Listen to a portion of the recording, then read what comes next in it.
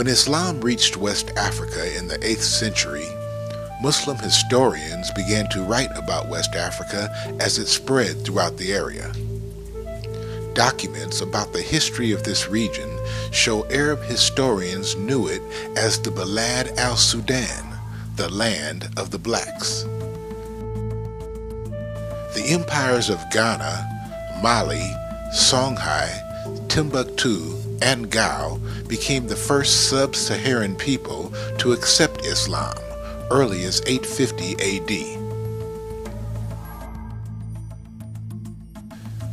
Commercial centers provided the first places of worship as traders began to have prayer areas in the towns. These centers of trade invariably became symbols of African civilization, showcasing an Islamic learning dynasty. The community was governed under the Islamic Sharia system, and scholars began gathering to share vast resources of knowledge. Al-Bakri, the Muslim geographer, provides an early account of ancient Ghana in his book, Roads and Kingdoms. He describes Ghana of 1068 as highly advanced. Al-Bakri writes, economically, it was a prosperous country. The king had employed Muslim interpreters, and most of his ministers and treasurers were also Muslims. The Muslim ministers were learned enough to record events in Arabic and corresponded on behalf of the king with other rulers.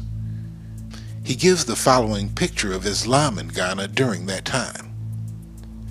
The city of Ghana consists of 2 towns lying on a plain, one of which is inhabited by Muslims and is large, possessing 12 mosques, one of which is a congregational mosque for Friday prayers. West African griots tell the story of a woman named Buktu who settled near the banks of the Niger early in the 11th century. She maintained a water well which became a social center and stopping place for caravans of travelers. A village was formed which was later named Timbuktu. A supreme judge named Sheikh Sidi Abu al-Barakat Mahmud, who had visited Mecca and Cairo, ordered that a mosque be built. With the financial backing of a wealthy Mandekan woman, they designed a mosque featuring an inner court with the exact dimensions of the Kaaba in Mecca. It would become a leading center of education.